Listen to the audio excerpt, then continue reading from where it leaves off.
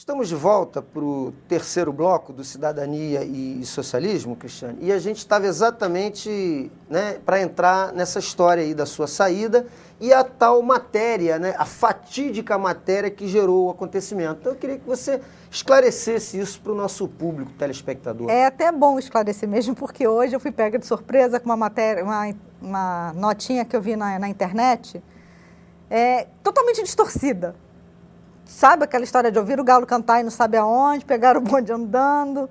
Eu vi na internet hoje que eu fui demitida do Jornal de Sábado pelo secretário de Cultura, José Correia, porque eu participei na semana passada de uma entrevista com o ex-deputado Alei Correia. Mas assim, uma coisa assim absurda.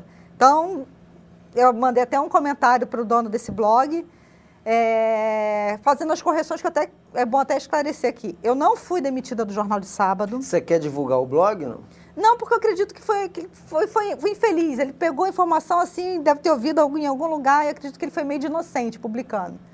Mas já mandei um comentáriozinho para ele lá para consertar. Eu não fui demitida do Jornal de Sábado. Eu fiz uma matéria, na época que teve aquela decisão monocrática lá do TRE, com a cassação do prefeito Marquinho Mendes para a última eleição que aconteceu e para as 3 futuras. Eu fiz uma matéria para o Jornal de Sábado, que eu era editora, eu fazia as pautas, eu fiz essa matéria ouvindo advogados de fora de Cabo Frio, para não ter depois a conotação de que houve o advogado ligado ao grupo A ou o advogado ligado ao grupo B. Tive o cuidado de ligar para o TRE, para a assessoria do TRE, para saber dessa história, como é que não é. Porque a gente ouve o galo cantar de um lado, ouve o galo cantar do outro, mas a verdade a gente nunca sabe porque que todo mundo dá o seu lado da história. Então, fui buscar uma informação imparcial no TRE e a matéria estava lá prontinha. Na hora de publicar, nada de se conseguir falar com os advogados da prefeitura, não se conseguia. Uma repórter do jornal que trabalha na prefeitura, pedi para ela, bom, já que você está lá dentro, tenta você ouvir a versão da prefeitura, os advogados, nem ela conseguia. Em cima da hora, o jornal fechando, perto da hora de ir para a gráfica, queriam agendar entrevista com um advogado e aí não vai fazer entrevista, não vai fazer, não vai, então a matéria não sai. Falei, não vai sair? Apaguei a matéria inteira, porque não iam usar minha matéria para distorcer, então fui lá, apaguei a matéria inteira e avisei, eu estou fora, censura eu não aceito. Então, corrigindo, eu não fui demitida, eu pedi demissão, eu não fui demitida pelo secretário de Cultura, Zé Correia, porque ele não tem nenhum tipo de ligação com o Jornal de Sábado. Ele era o editor, ele saiu do jornal e eu entrei no lugar dele. O meu atrito foi com o radialista Ademilton Ferreira, um dos donos do jornal. E a entrevista que eu participei na Lagos TV com o ex-deputado Alei Correia foi uma semana depois de eu ter saído do Jornal de Sábado. Então, uma coisa não tem nada a ver com a outra. Agora, eu te confesso que até eu estou curioso para saber qual é a extensão dessa decisão, porque realmente fica muito confusa, né? Pois é. Na verdade, eu fui primeiro proibida de dizer que o prefeito tinha sido cassado.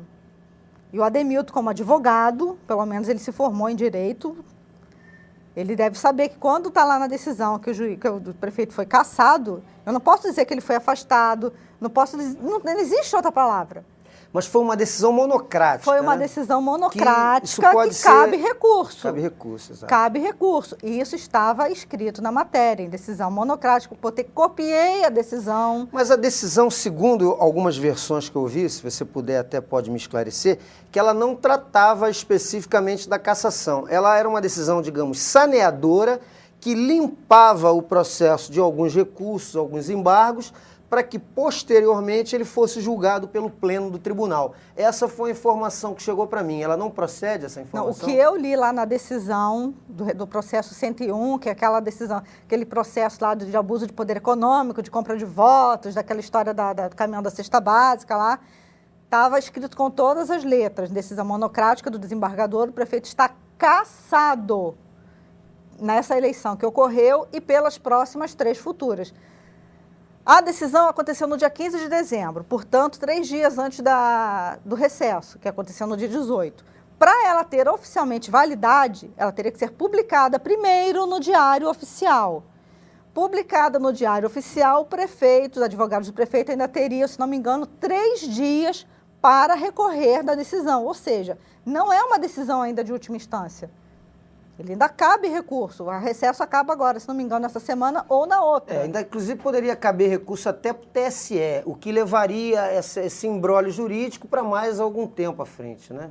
Pois é. O que eu soube no TRE era que dessa vez a situação estava um pouco mais complicada porque realmente sumiram algumas folhas do processo. E a decisão monocrática foi tomada exatamente com base nisso. Parece que... porque a decisão monocrática é quando um desembargador só dá a decisão independente dos outros. Os outros teriam se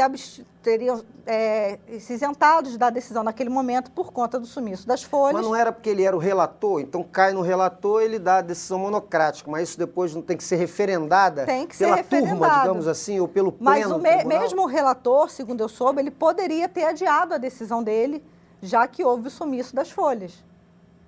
Me parece que ele interpretou isso como uma atitude de má-fé e deu-se a decisão monocrática, o que não significa que Marquinhos Mendes não seja o prefeito. Ele é o prefeito até que a situação esteja julgada no TSE. E eu fui impedida de falar isso. Uma coisa que é notória, todo mundo sabe, está aí.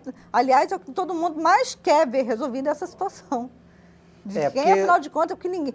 Um ano já se passou do governo e até agora, oficialmente, não se sabe quem é o prefeito.